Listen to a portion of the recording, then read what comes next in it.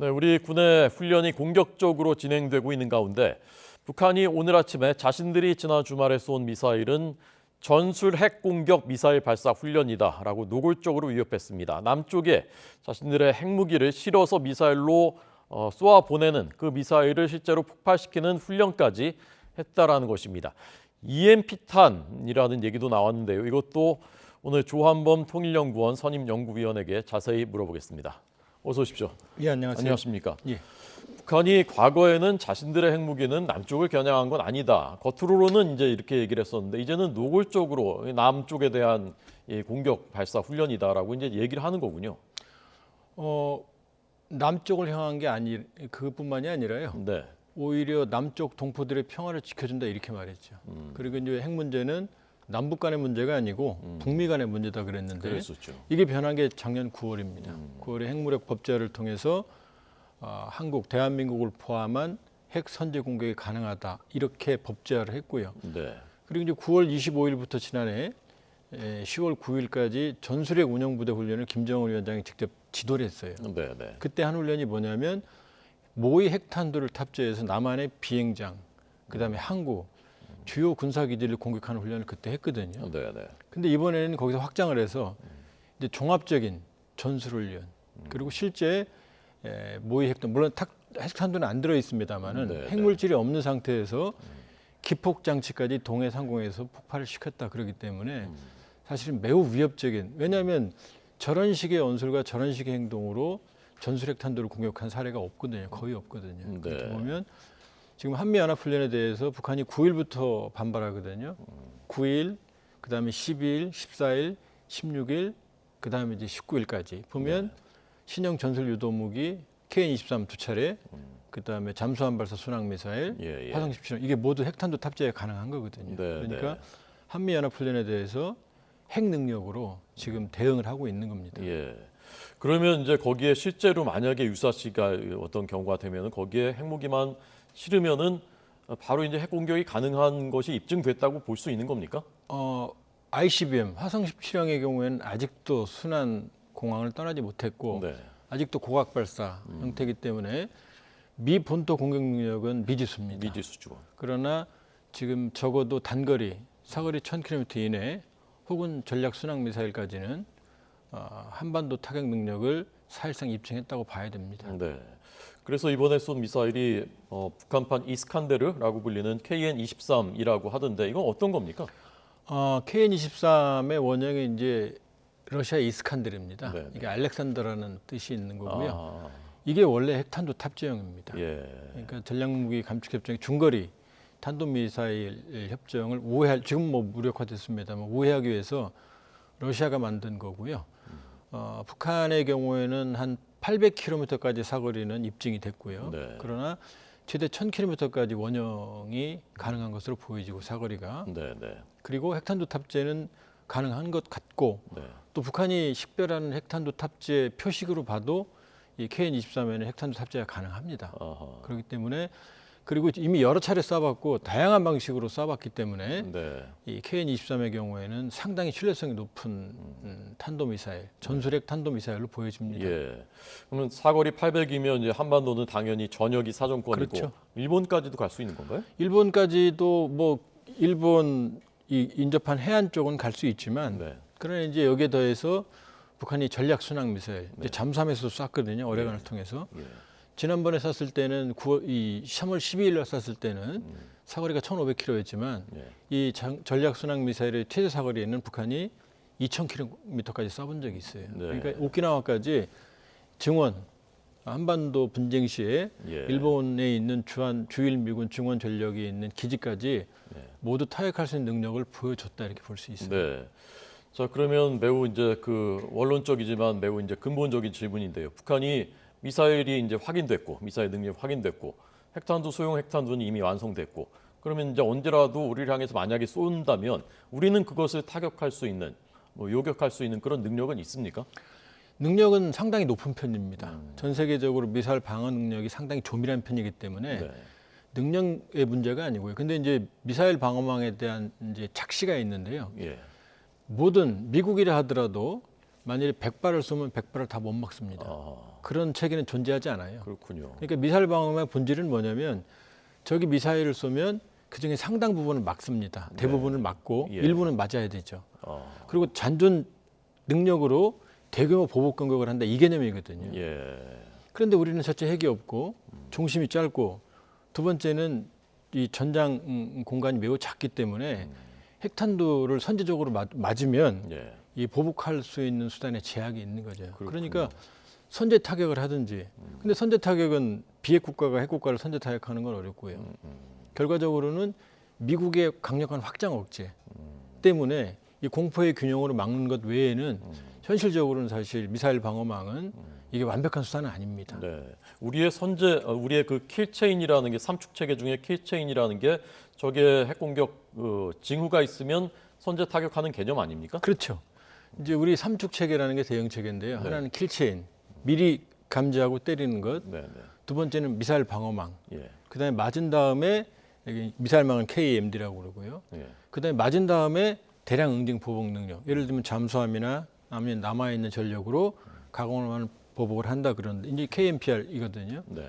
근데 이 삼축 체계 모두 핵은 안 들어 있죠.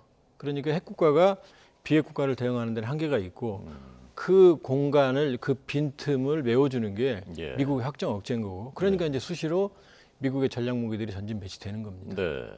이번에 그 KN-23이 공중에서 폭발하는 훈련을 진행했다고 하니까 오늘 조선중앙통신이 이게 이제 EMP탄 전자장비 무력화하는 이것과 관련이 있는 것인가라는 그 분석이 나왔거든요. 어떻게 보셨습니까? 그것도 조금 착시가 있습니다. 왜냐하면 물론 그 정도 800m 상공에서 터지면 네. 모든 이 핵탄두가 이 폭발 시에는 EMP 효과가 있습니다. EMP가 뭔지 좀 설명. 예, EMP는 뭐냐면 이제 전자기 교란이 됩니다. 음. 그러니까 쉽게 말하면 간단하게 말씀드리면 휴대전화나 아니면 모든 통신, 군통신, 일반 통신, 그다음에 뭐 TV 송출 이런 게 모두 이제 마비되는 거죠. 일시적으로. 예, 예. 영원히는 아니고요. 예. 그런데 지금까지 우리가 핵탄두를 써본 적이 2번 있거든요. 네, 네. 히로시마, 나가사키. 그게 다 공중 폭발이에요. 아. 왜냐하면 핵탄두는 땅에 물리적으로 충돌해서 큰 충격을 줄 이유가 없죠. 지하 기지를 공격하는 게 아니면 전술핵이 아니면. 그러니까 원래 대도시를 공격할 때는 또 광범위한 지상에 있는 적 기지를 공격할 때는 상공에서 터집니다. 그러니까 EMP 효과를 누렸다면 더 높아야죠, 고도가. 네. 그러니까 정상적인 핵탄두 탑재 능력을 보여줬다고 볼 수 있고요. 조금 아까 나왔던 화면에 예. 지금 화염이 이 V자 양쪽으로 올라가고 있거든요. 아, 그 얘기, 그러네요. 그 얘기는 뭐냐면은 네.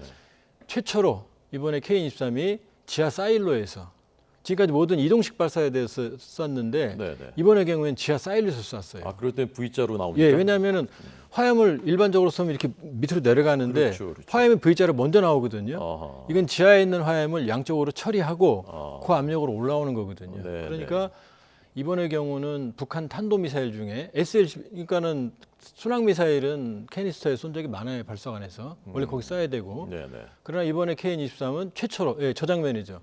지금 양쪽으로 지금 연기가 올라오잖아요. 예, 네. 올라올 이유가 없죠. 예. 내려가야 되죠. 사일로라는 건 뭐죠?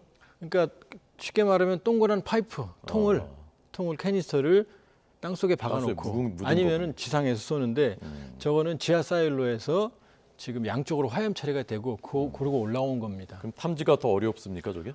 그러니까 지하 사일로는 어디가 있는지 아니까 위치는 알 수가 있죠. 근데 문제는 저게 산악 지역이거든요. 네, 네. 그러니까 원점을 몰라요. 미사일이 올라와서 일정한 고도를 잡고 방향을 전환한 다음에 우리 레이더가 잡기 때문에 저렇게 산속에 숨어 있으면 어딘지 모릅니다. 예. 그러니까 북한이 다양한 방식으로 이제 지하 사일로에 쐈다는 걸 보여준 거고 이게 더 우려가 되는 건 뭐냐면 지금 화성 17형 ICBM이 순항공항을 떠나지 못하거든요. 너무 무거워서 예, 갈 예. 데가 없으니까. 예.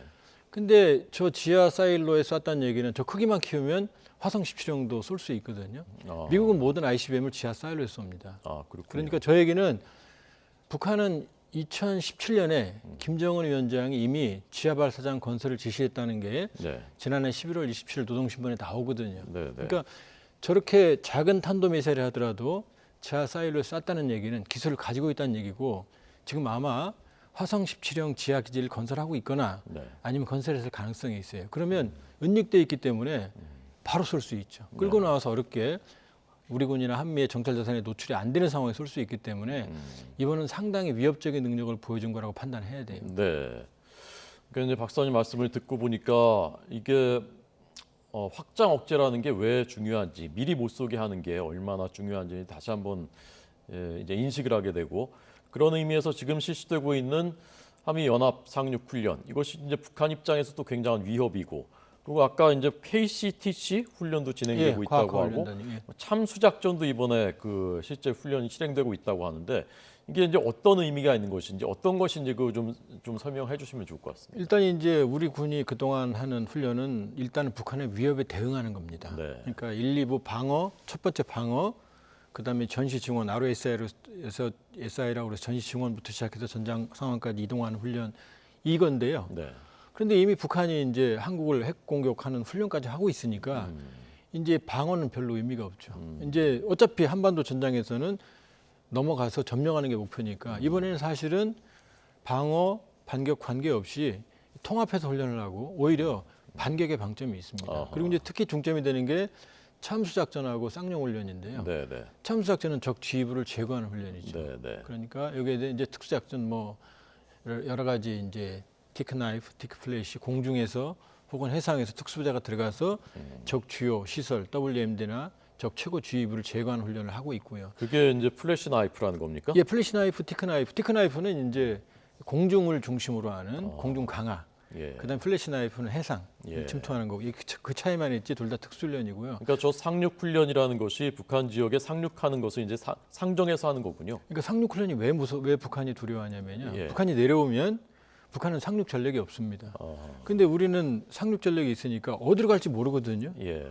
그럼 북한의 많은 병력들이 동해안에 곳곳에 준비를 하고 있어야 되거든요. 네. 그러니까 사단급 상륙 훈련을 한다는 얘기는 북한의 몇 개 군단을 동해안에 묶어두는 의미가 있거든요. 그러니까 쌍용 훈련을 상당히 부담스러워하죠. 네. 어디로 들어올지 모르니까요. 예. 그러면은 사실은 저런 사단급 훈련은 상륙 훈련은 상당한 전쟁 억제력이 된다. 네. 그다음에 티크 나이프나 티크 플래시 훈련 같은 경우는 북한 지도부를 직접 제거하니까 명시적인 경고가 되는 거죠. 네.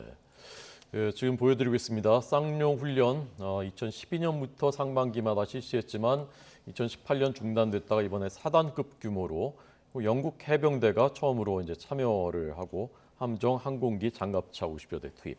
근데 우리가 이제 그 참수 작전이라고 하면 이제 영화에서 본 것처럼 적 지도부를 정밀하게 이제 제거하는 그것이 이제 실전에서 과연 어느 정도 가능한 것인가, 이게 얼마나 실제로 이제 북한 지도부를 억제하는 효과가 있는가, 그 부분에 대해서 어떻게 보십니까? 지금 보면 김정은 위원장의 특징이 뭐냐면 예. 공개행사 자주 나오거든요. 네, 네.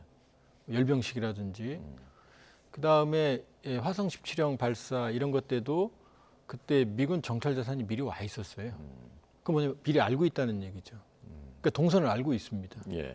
그러니까 동선을 알고 있는 상태에서 만일에 뭐 가정입니다만 그러니까 본인의 동선이 들키고 있다는 걸 알고 있거든요. 예. 근데 그런 상황에서 만일에 작전이 시행이 되면 위험해지는 거죠. 네. 그러니까 참수작전은 경고도 있지만 실제는 위협을 느낍니다. 그러니까 과거 같으면은 예. 최근에 이제 북한의 양상은 한미가 훈련을 하거나 전략자산이 전진 배치되면 본인들도 대응을 하는데 네, 네. 과거 같으면은 참수작전이나 이런 게 시행이 되면은 김정은 위원장이나 북한 지도부의 동선이 사라져요. 그러니까는 그 동선을 숨기는 거죠. 네. 그러니까 사실은 실제 그 작전의 시행 여부를 떠나서 네. 명시적인 경고죠. 예. 그거 제거할 수 있다. 만일에 위협을 주면. 예. 그러니까 경고성 메시지도 있고 네, 네. 쌍용 훈련 같은 경우는 실질적인 군사적인 압박이 되죠. 네. 어제 추격한 BMB, B-1B 랜서, 죽음의 백조라고 불리는 미국의 전략 폭격기, 이건 어떤 역할을 하는 겁니까? 그러니까 비원비도 참수작전과 유사한 개념이에요. 왜냐하면은 미국의 전략 폭격기 3대 전략 폭격기가 이제 B-50H. 이건 뭐 만들어진 지 60, 70년 됐지만 가성비가 아주 좋습니다. 네. 그리고 여기에 한 30톤 정도의 이 폭탄을 실지만 여기는 핵탄두 탑재가 가능해요. 네. 그다음에 B2 스피릿, 이건 스텔스죠. 스텔스니까 안 보이지만 문제는 폭장량이 작아요. 한 20톤. 근데 비연비는 55톤에서 60톤 사이를 실거든요. 초음속입니다. 네. 그러니까 핵탄두는 현재 못 실게 돼 있지만 예. 이게 만일에 그 몇 대 정도가 2대 오거든요. 예. 2대 오면 거의 100톤이 넘거든요. 예. 100톤이면 뭐 사실 소형 전술의 그 능력이거든요. 이게 다 이제 정확하게 레이저 유도 정밀 폭탄이기 때문에 이게 만일에 전자전기와 함께 등장을 해서 적 방공망을 무력화시키고 평양을 타격한다 그러면 평양에 몇 대만 와도 대부분의 지휘부를 포함해서 시설들이 모두 파괴되는 효과가 있기 때문에 북한이 제일 두려워하는 것 중에 하나입니다. 네, 알겠습니다. 자, 오늘 긴박한 한반도의 상황에 대해서 조한범 박사의 해설 들었습니다. 고맙습니다.